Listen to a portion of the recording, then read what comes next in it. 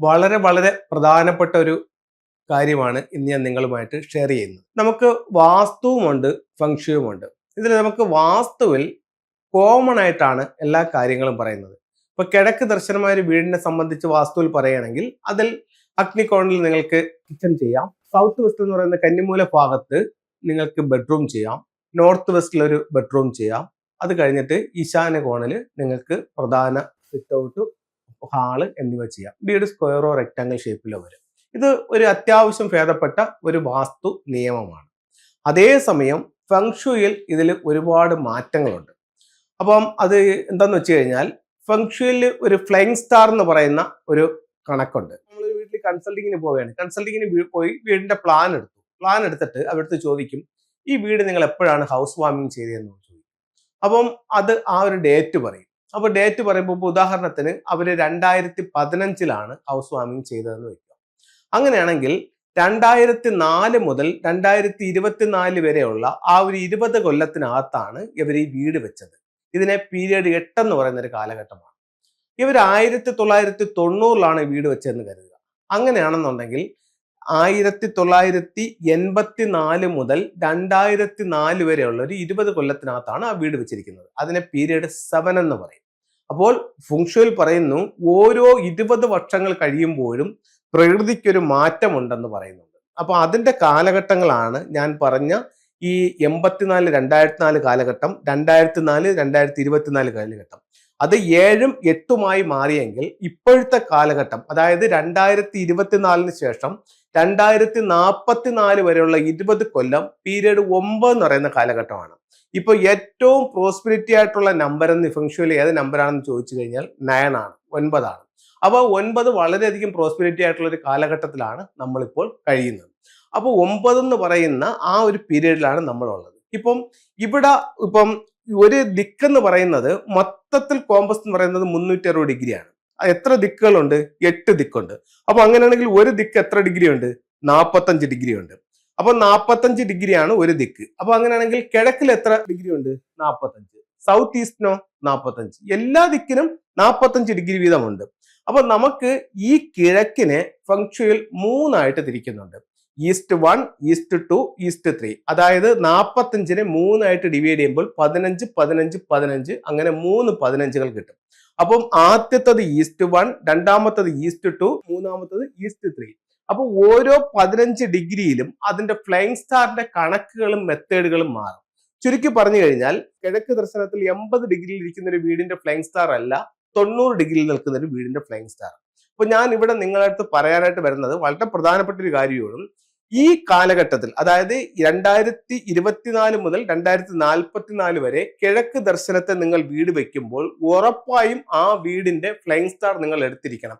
എന്തുകൊണ്ടെന്ന് ചോദിച്ചു കഴിഞ്ഞാൽ ബഹുഭൂരിപക്ഷം ആൾക്കാരും ഒരു വീട് വെക്കുമ്പോൾ, കിഴക്ക് ദർശനത്തിൽ ഒരു വീട് വെക്കുമ്പോൾ വീടിന്റെ കിഴക്ക് സെന്ററിലായിരിക്കും ആ പ്രധാന ഡോർ കൊടുക്കുന്നത്. അപ്പൊ നിങ്ങളുടെ ഫ്ലൈങ് സ്റ്റാർ പ്രകാരം ചില ഡിഗ്രികളിൽ ആ ഫ്ലൈങ് സ്റ്റാറിൽ വരുന്ന ഒരു ഫ്ലൈങ് സ്റ്റാർ നമ്പറാണ് ഞാൻ ഇവിടെ കാണിച്ചിരിക്കുന്നത്. ഉദാഹരണത്തിന് ഈ വീട് കിഴക്ക് ദർശനമായിട്ടുള്ള ഒരു വീടാണ്. ഇതിന്റെ ഡിഗ്രി എടുത്ത് ഇതിന്റെ ഫ്ലൈങ് സ്റ്റാർ കണക്കെടുത്തപ്പോൾ ഈ രീതിയിലാണ് ഇതിന്റെ കൃത്യമായിട്ടുള്ള ഫ്ലൈങ് സ്റ്റാർ നമ്പറുകൾ തന്നെ എഴുതിയേക്കുന്നത്. ഈ രീതിയിലാണ് ഫ്ലൈങ് സ്റ്റാർ നമ്പറുകൾ വന്നിരിക്കുന്നത്. അപ്പൊ അങ്ങനെയാണെന്നുണ്ടെങ്കിൽ നിങ്ങളുടെ വീട് കിഴക്ക് ദർശനമാണ് എന്ന് കരുതുക. കിഴക്ക് ദർശനത്തിൽ 2025 വെച്ച ഒരു വീടാണ് എന്ന് കരുതുക, അല്ലെങ്കിൽ 26 വെച്ച ഒരു വീടാണ് എന്ന് കരുതുക. ഇതിൽ കിഴക്ക് ദർശനത്തിൽ വീട് വെച്ചിട്ട് ഇതിന്റെ ഫ്ലൈങ് സ്റ്റാർ നമ്പർ എടുത്ത് ഡിഗ്രി ബേസ് ആയിട്ട് ഫ്ലൈങ് സ്റ്റാർ നമ്പർ എടുത്തപ്പോൾ ഈ രീതിയിലാണ് കിട്ടിയിരിക്കുന്നത്. നിങ്ങളുടെ പ്രധാന ഡോറ് ഇവിടെയാണ് നിങ്ങൾക്ക് ഇരിക്കുന്നെങ്കിൽ, ഇവിടെ എന്ന് പറഞ്ഞു കഴിഞ്ഞാൽ ഇതിന്റെ ഫ്രണ്ടിൽ 3 ദിക്കുകളുണ്ട്. 1 തെക്ക് കിഴക്ക് എന്ന് പറയുന്ന സൗത്ത് ഈസ്റ്റ്, 2 കിഴക്ക് എന്ന് പറയുന്ന ഈസ്റ്റ്, 3 വടക്ക് കിഴക്ക് എന്ന് പറയുന്ന നോർത്ത് ഈസ്റ്റ്. അപ്പോൾ ഇതിന്റെ ഈ പറയപ്പെടുന്ന തെക്ക് കിഴക്കിലോ അല്ലെങ്കിൽ ഈ പറയപ്പെടുന്ന കിഴക്കിലോ ഈ 45 ഡിഗ്രിക്കകത്ത് എവിടെ നിങ്ങളുടെ പ്രധാന വാതില് ഈ വീട്ടിൽ വന്നാലും ഇത് ടോട്ടൽ ലോസിലാണ് ഇതിന്റെ ഈ ഒരു ഫ്ലൈങ് സ്റ്റാർ നമ്പർ ഇരിക്കുന്നത്. അപ്പൊ കിഴക്ക് ദർശനത്തിൽ വീടിന്റെ കിഴക്കൽ നിങ്ങൾ കൊണ്ടുവച്ചാൽ എല്ലാ ഡിഗ്രിക്കും ഇതാണെന്നല്ല ഞാൻ പറയുന്നത്. ചില ഡിഗ്രികളിൽ ഈ ഒരു ഫ്ലൈങ് സ്റ്റാർ വീട്ടിന്റെ എൻട്രൻസിൽ വരുന്നുണ്ട്. നമ്മുടെ വാസ്തുവിൽ ഈ ഒരു കണക്കില്ല.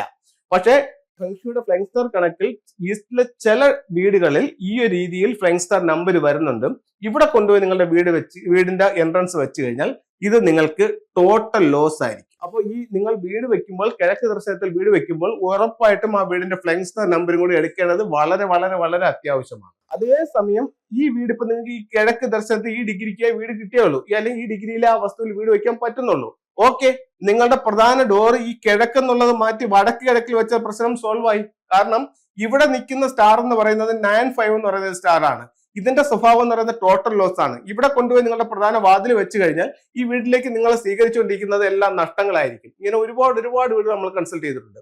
അതേസമയം ഈ വീടിന്റെ ആ 45 ഡിഗ്രി മാറി വടക്ക് കിഴക്കെന്ന് പറയുന്ന 45 ഡിഗ്രിക്ക് അകത്താണ് ഈ പ്രധാന ഡോർ വെച്ചെങ്കിലോ ഇവിടെ നിൽക്കുന്ന സ്റ്റാർ 1 ആണ്. ഇത് ഒരുപാട് സൗഭാഗ്യങ്ങൾ നമ്മുടെ ജീവിതത്തിലേക്ക് കൊണ്ടുവരാനും ഈ നമ്പർ നമ്മളെ സഹായിക്കും. ഇത് കിഴക്ക് ദർശനത്തിന്റെ മാത്രം കാര്യമല്ല, എല്ലാ ദിക്കുകളിലും ഇത്തരത്തിലുള്ള ഫ്ലൈയിങ് സ്റ്റാർ നമ്പറുകളുണ്ട്. അപ്പൊ നമ്മൾ വീടിന്റെ വാസ്തു നോക്കുന്നതിനോടൊപ്പം തന്നെ ആ ഫ്ലൈയിങ് സ്റ്റാർ നമ്പറിനെയും കൂടെ പരിഗണിച്ച് ആ സ്ഥലത്ത് നിങ്ങൾ എൻട്രൻസ് വെക്കുന്നത് എപ്പോഴും നല്ലതായിരിക്കും. അതേസമയം നിങ്ങളിപ്പോൾ ഇതിനകം വീട് വെച്ച് കഴിഞ്ഞു, നിങ്ങളുടെ ജീവിതത്തിൽ എല്ലാ നഷ്ടങ്ങളാണ് സംഭവിച്ചുകൊണ്ടിരിക്കുന്നതെങ്കിൽ പോലും നിങ്ങളുടെ വീടിന്റെ ഫ്ലൈയിങ് സ്റ്റാർ എടുത്ത് അത് നോക്കേണ്ടത് ഏറ്റവും അത്യാവശ്യമാണ്. ഇനി ഫംഗ്ഷയുടെ ചില ടൂളുകളിലേക്ക് നമുക്ക് പോകാം. സാമ്പത്തികമായിട്ടുള്ള അഭിവൃദ്ധിക്ക് വേണ്ടി നമുക്ക് ഇത്തരത്തിലുള്ള ഒരു 3 ലെഗ്ഡ് ഫ്രോഗ് പ്രധാന ഡോറിൽ നിന്നും വീട്ടിന്റെ ഉള്ളിലേക്കോ, അല്ലെങ്കിൽ പ്രധാന ഡോറിൽ നിന്നും സ്ഥാപനത്തിനുള്ളിലേക്കോ ഓഫീസിനുള്ളിലേക്കോ നോക്കി വെക്കാം. അതിന്റെ ചുണ്ടിൽ ഇത്തരത്തിലുള്ള ഒരു ചൈനീസ് കോയിനും കൂടെ വെക്കാവുന്നതാണ്. എല്ലാ സൗഭാഗ്യങ്ങളുമായിട്ട് 3 കാലുള്ള ഒരു തവള നമ്മുടെ വീടിനുള്ളിലേക്ക് കടന്നു വരുന്ന രീതിയിലാണ് ഇത്തരത്തിലുള്ള ഒരു ഫ്രോഗിനെ വെക്കുന്നത്. ഇത് ഒരു അരോന മത്സ്യത്തിന്റെ സ്റ്റാച്ചു ആണ്. ഇത് നിങ്ങളുടെ വീടിന്റെ സ്വീകരണങ്ങളുടെ നോർത്തിലാണ് നിങ്ങൾക്ക് വെക്കുന്നതെന്നുണ്ടെങ്കിൽ തൊഴിൽപരമായിട്ട് അഭിവൃദ്ധി ഉണ്ടാവും. സൗത്ത് ഈസ്റ്റിലാണെങ്കിൽ സാമ്പത്തികമായിട്ട് അഭിവൃദ്ധി ഉണ്ടാവും. ഇതിന്റെ ലൈവിനെ നിങ്ങളുടെ വീടിന്റെ നോർത്തിൽ വളർത്തുന്നത് ഒരുപാട് തൊഴിൽപരമായിട്ടുള്ള അഭിവൃദ്ധി നിങ്ങൾക്ക് നേടിത്തരാനായിട്ട് വളരെ നല്ല ഒരു റെമഡിയാണത്. എല്ലാവർക്കും ഒന്ന് ചെയ്ത് നോക്കാവുന്നതാണ്. എല്ലാവർക്കും എല്ലാ ഐശ്വര്യങ്ങളും ഉണ്ടാവട്ടെ എന്ന് പ്രാർത്ഥിച്ചുകൊണ്ട് നിർത്തുന്നു. നന്ദി, നമസ്തേ.